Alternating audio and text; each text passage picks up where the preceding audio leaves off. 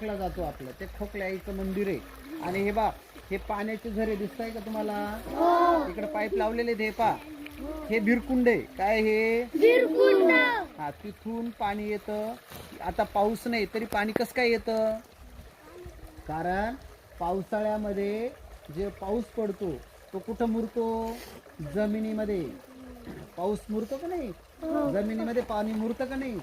आणि मग ते उन्हाळ्यामध्ये, पावसाळ्यामध्ये, आपलं उन्हाळ्यात, हिवाळ्यात असं जमिनीच्या पोटातून, जमिनीच्या आपण जे फिल्टरचं पाणी पितो ना, त्याच्यापेक्षा एकदम स्वच्छ आणि